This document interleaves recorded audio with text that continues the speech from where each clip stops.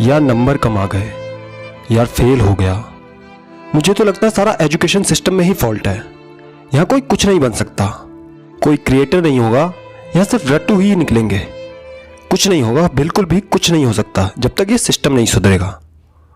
ओ भाई सुन, सिस्टम तो फॉल्ट है ही, ये तो सबको पता है, लेकिन तेरा मन नहीं करता पढ़ने का।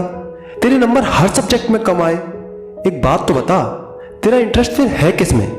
एक सब्जेक्ट भी नहीं कर पाए पूरे साल में, ना कोई स्किल सीखी, तो तेरे 24 घंटे गए कहां पे? बता तो।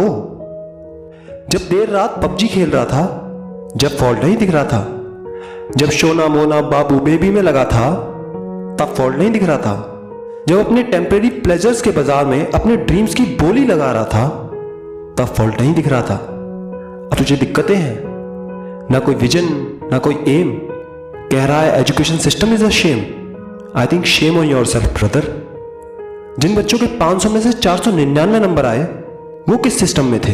जिन बच्चों का नीट, IIT, IEEE, यूपीएससी हर टेस्ट क्रैक हो गया, वो किस सिस्टम में थे?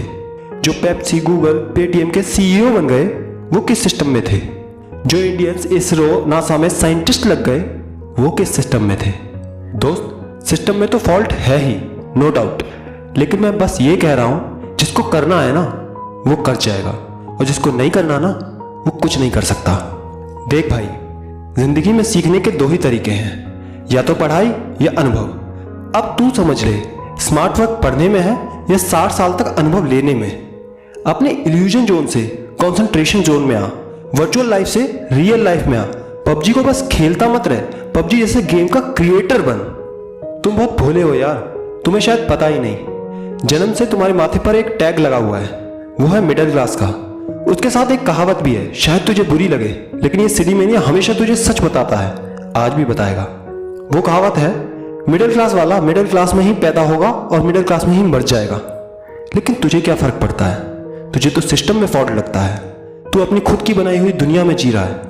वहीं तेरा बाप 48 डिग्री टेम्परेचर में ड्यूटी पर जाता है, बस में ट्रैफिक में धक्के खाता है, न जाने किन किन के ताने सुनता है, पसीने में उसकी शर्ट सूख नहीं पाती। सर्दियों में जो ठंड हड्डियों में घुल जाए, उसमें भी सुबह 5-6 बजे घर से निकल जाता है और रात को 12 बजे घर में घुसता है, ताकि तू कुछ बन सके।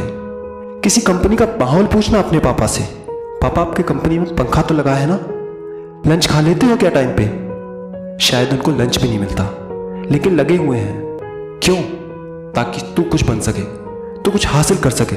बीमार हैं तो भी काम पर जाते हैं, लेकिन तू कूलर में, पंखे में, AC में बैठकर कहानियां सुना रहा है, सिस्टम में फॉल्ट गिना रहा है। एक और है तेरी माँ। एक काम करना, आज इस गर्मी में जब तुम्हारी माँ रोटी बना रही हो ना, तो बस गैस के पास जाके खड़े हो जाना, और जब रोटी बन जाए तो उस पर घी लगाने की कोशिश करना। समझ आ जाएगा मैं क्या कह रहा हूं। वो भी लगी हैं ताकि तेरे जीवन में कोई त्याग ना करना पड़े। तेरे बर्थडे पर, स्कूल ट्रिप पर जो तूने चाहा वो तुझे दिया। कभी पूछा उनसे कि इस सब के लिए उन्होंने क्या क्या बलिदान दिया? लेकिन मेरा भाई तो पबजी खेलेगा, पॉर्न देखेगा, 10-12 रिलेशनशिप बनाएगा और सिस्टम में फॉल्ट निकालेगा, तभी तो कूल ड्यूट लगेगा। भाई अभी भी वक्त है, संभल जा, कुछ कर ले, थोड़ा पढ़ ले, कुछ अधूरे तो कुछ अनदेखे सपने अपने और अपने माँ बाप के पूरे कर ले। प्लीज लोगों की बातों में मत आओ, इतना भी मजे मत लो जिंदगी के कि खुद का एक मजाक बन जाए। जो चीज आपको भविष्य खराब कर रही है उसे अवॉइड करो, चाहे पबजी हो, चाहे रिलेशनशिप, चाहे सोशल मीडिया हो, फ्रेंडशिप। यार कब तक दूसरों को आइडल मानते रहोगे? कभी अपने छोटे भाई बहन के लिए भी आइडल बनने वाले काम करोगे? इतनी पढ़ाई तो जरूर कर लेना कि इस सिस्टम में जो फॉल्ट आज गिना रहे हो ना, इस सिस्टम में खुद घुसकर उस पद पर पहुंचकर चेंज कर सको। दोस्त, याद करो भीमराव अंबेडकर, APJ अब्दुल कलाम को कुछ नहीं थे, लेकिन सिर्फ पढ़ाई के बल पर आज इतिहास में उनका नाम दर्ज है। लाखों करोड़ों लोग उन्हें आइडल मानते हैं। दोस्त, वीडियो के आखिर में बस यही कहना चाहूंगा, तेरी जिंदगी में एक समय ऐसा भी आएगा जब तुम किसी के माँ बाप बनोगे, और शायद आपके माँ बाप इस दुनिया में ना हो उस समय। और जब आपका बच्चा किसी चीज की डिमांड करेगा ना, तो सिर्फ आपको यही बात याद आएगी, काश काश मैं पढ़ लेता कुछ अपने लिए, कुछ अपने सपनों के लिए, कुछ अपने अपनों के लिए, कुछ अपने माँ बाप के लिए। काश काश मैं पढ़ लेता, काश मैं पढ़ लेता। दोस्त अभी भी वक्त है, पढ़ लो। दोस्त ये वीडियो किसी का भविष्य बना सकता है, तो इसको प्लीज़ हर हिंदुस्तानी बच्चे तक शेयर ज़रूर करो और YouTube पर सिटी मैनिया इंफोटेनमेंट चैनल को सब्सक्राइब ज़रूर करो। आपका एक शेयर, आपका एक सब्सक्राइब कुछ बड़ा बदलाव लाएगा, विश्वास रखो। जय हिंद।